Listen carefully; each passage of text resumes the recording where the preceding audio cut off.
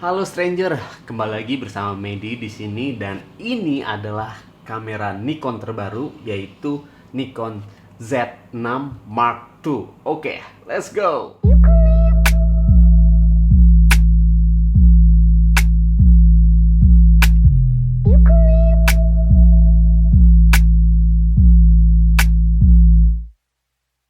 You call me a flight risk, try to close my eyelids and let the sound of water fill me from the bottoms up with the sun down. Take a quick look around, I don't recognize your eyes, but I know this place. Oke, pada video kali ini saya akan membagikan pengalaman saya memakai Nikon Z6 Mark II selama 2 hari dan saya mencobanya outdoor kemarin. Ini adalah review berdasarkan pengalaman pribadi ya, atau sharing berdasarkan pengalaman pribadi. Jadi bukan mengenai tech spec-nya segala macam itu, tapi lebih ke pengalaman pribadi memakai kamera Nikon ini selama 2 hari itu seperti apa. Oke, waktu pertama kali ya, kesan pertamanya waktu pakai kamera ini, waktu dipegang di tangan itu memang udah langsung ngegrip banget ya, karena dia dalam untuk pegangan dari baterainya di depannya itu. Ini saya udah sharingin di unboxing, di video unboxing yang pertama. Nah, untuk kesan yang pertama adalah untuk foto ya, dari sisi fotografi. Ini waktu pertama kali mencoba untuk foto, begitu lihat hasilnya yang saya lihat di layarnya ini, itu langsung wow. Pertama itu ya, auto white balance-nya cakep banget ya, bagus banget.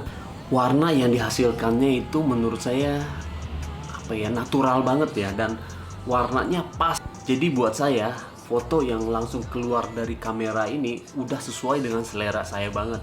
Warnanya cakep, suka banget. Karena juga mungkin didukung oleh screen layar di belakangnya yang mempunyai resolusi sangat tinggi.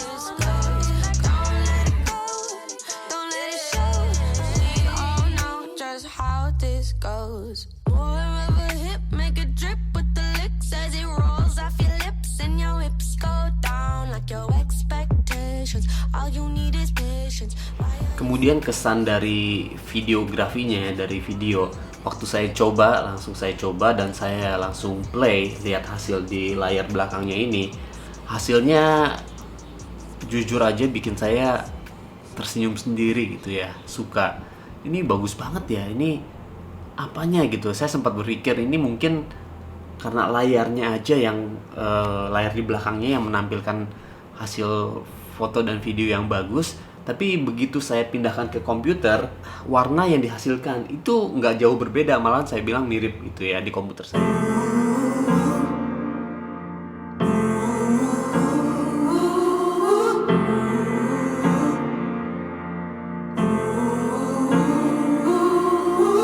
You know my secrets, you know my every thought, you know the things I've done. You know my struggle, my lonesome wretched heart. Itu adalah kesan pertamanya untuk foto dan video. Itu kesan pertama ya. Oke, kemudian yang kedua adalah body, bentuk dari kameranya itu, dan kemudian menu-menu displaynya. Only love would take me back again when I've been caught with blood on both my hands. There's no good reason that I could. Untuk menu-menunya menurut saya itu buat saya sendiri sangat mudah, sangat cepat untuk beradaptasi karena tombol-tombolnya jelas ya kelihatannya, letaknya dan posisinya. Dan di sini ada tombol favorit saya. Kenapa favorit? Karena buat saya gampang banget di reach, dipakai, digunakan, yaitu tombol ISO, tombol exposure compensation, dan juga tombol shutter. Jadi kalau misalnya saya mau memindahkan ISO, saya itu masih bisa ngeker kayak begini tanpa harus lihat gitu ya, pencet langsung puter. Jadi ditelunjuk dan di jempol, enak banget pakainya. Kemudian tombol exposure compensation yang menurut saya juga enak dipakainya, taruh di situ tinggal pencet, putar di jempol. Jadi kalau misalnya kita mau motret atau mau bikin video, mau kita overin dikit atau underin sedikit, lebih gelap, lebih terang, atau pas bisa diatur di sini. Jadi enak banget, tinggal pencet, puter kayak begitu ya. Gampang adjustnya, gampang untuk menyesuaikannya. Dan satu lagi tombol di atas yang favorit saya itu tombol shutternya untuk video. Walaupun shutter bentuknya kecil, tapi dia agak menonjol keluar, jadi gampang dipencetnya, on off-nya seperti itu ya. Nah itu juga lokasinya persis di sebelah untuk shutter button. Jadi yang yang menurut saya memang esensial, yang menurut saya sangat penting itu ditaruh di satu tempat yang gampang kita capai, yang gampang kita pindah-pindahinnya seperti itu. Kemudian untuk layarnya sendiri ya, menurut saya ini mungkin salah satu kekuatannya ya. Layarnya itu enak banget kita lihatnya. Jadi hasil foto yang kita jepret untuk hasil video yang kita shoot, terus kita play di belakang layarnya ini, hasilnya itu pleasant ya, menyenangkan untuk dilihat. Jadi ini juga merupakan salah satu menurut saya yang menarik, yang bagus, yang oke dari kamera Z6 Mark II ini. Layarnya itu mungkin resolusinya yang udah oke ya. Nah, ngomongin layar, ini juga serunya layar ini kita bisa akses secara cepat untuk menu. Jadi touchscreen. Jadi menunya bisa kita langsung akses di screen dengan memencet tombol I di sebelah kanan. Kemudian kelebihan lainnya yang memanjakan kita sebagai fotografer atau videografer adalah screennya itu touch to focus. Jadi kalau misalnya kita sudah komposisi sudah oke, terus kita tinggal pencet fokus di mana. Dan juga touch to focus sekalian untuk ngejepret langsung buat foto. Touch langsung jepret foto, touch langsung jepret foto. Oke guys, ini saya mau coba touch to focus dan ternyata langsung foto. Touch to focus tapi begitu fokus langsung foto, cakep banget. Dan ini kalau misalnya ini udah fokus di sini, kalau kita geser ya, kita geser ke kiri atau ke kanan kameranya, dia akan tetap di situ. Nah, itu dia. Fokusnya akan di tempat yang sama. Wow. Cakep mantap. Menurut saya ya itu fiturnya oke banget, karena begini, kalau misalnya kita sudah framing sudah oke dan ingin bagian tertentunya fokus dan pasti langsung mau difoto ya, dengan bantuan touch to focus dan kemudian foto, ini sangat sangat membantu banget ya, manjain banget fotografer terutama. Dan kemudian kalau untuk videografer atau untuk vlogger ya, touch to fokusnya itu bisa juga kita lakukan, dan setelah itu fokusnya akan nempel terus di wajah si orang yang kita fokus atau benda yang kita fokus. Jadi kalau kita geser-geser tetap fokus. Jadi ini benar-benar dimanjain nih.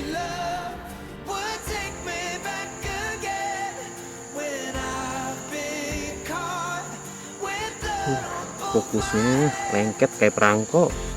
Kemudian yang ketiga adalah baterainya. Ini baterainya. Jadi waktu kemarin itu saya mulai hari kedua di farmstay itu pagi banget subuh. Jadi jam 5 kita sunrise trekking, sunrise hiking. Saya udah mulai foto-foto dan udah mulai ngambil video. Dan sampai dengan jam makan malam itu masih ada 2 bar.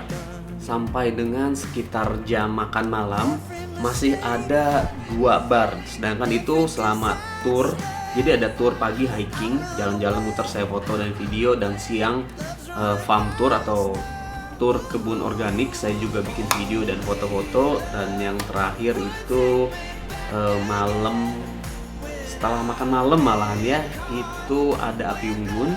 Dan saya masih mengambil foto dan video dengan ini, itu masih 2 bar. Mungkin terakhir pas mau tidur sisa 1 bar. Jadi untuk saya, pemakaian saya ya, ini baterainya 1 hari itu cukup 1.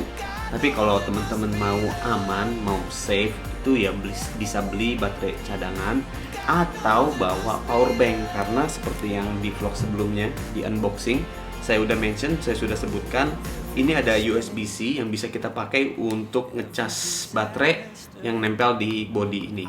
Jadi colok pakai power bank. Nah, sekarang masuk ke poin yang keempat, kemarin itu ada yang DM atau komentar di salah satu postingan saya. Dia tanya untuk selfie bagaimana, enak apa enggak. Mungkin bisa saya gabungkan juga untuk vlogging enak atau enggak. Jadi begini, memang layarnya maksimum seperti ini, maksimum, ke bawah juga seperti ini, maksimum. Tidak ada layar untuk flip ke depan. Jadi kalau misalnya teman-teman mau selfie, tidak ada layar yang bisa nunjukin framingnya seperti itu. Demikian juga untuk vlogging. Nah, untuk vlogging saya melakukan tes vlogging juga. Oke, ini adalah tes untuk vlogging. Kita sekalian trekking, bukan trekking ya, hiking di perkebunan kopi dan teh. Tadi kita sempat lihat sunset, sunrise, cakep banget. Jadi ini kiri kanannya pohon kopi, ada pohon durian juga sih. Dan kayak gini suasananya nih.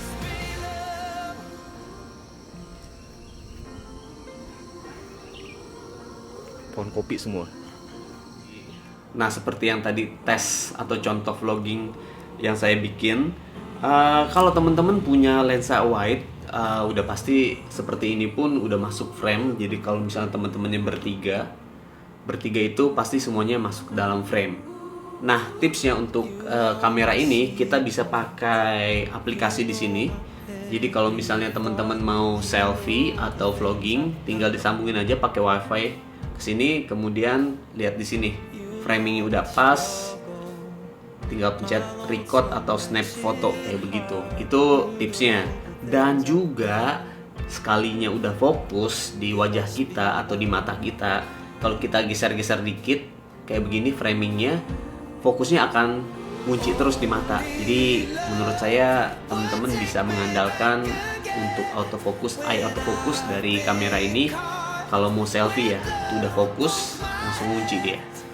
Oke guys, sampai ke poin yang kelima, yaitu kesimpulannya. Kesimpulan dari saya, kalau kamera ini dipakai untuk kerja ya, benar-benar kerja ya. Kalau misalnya teman-teman bikin video untuk company profile atau foto untuk interior eksterior seperti saya, ini bisa banget dipakai. Ini oke banget menurut saya, bisa dipakai buat kerja ya. Untuk kerja profesional aja bisa banget, apalagi untuk hobis. Jadi oke banget.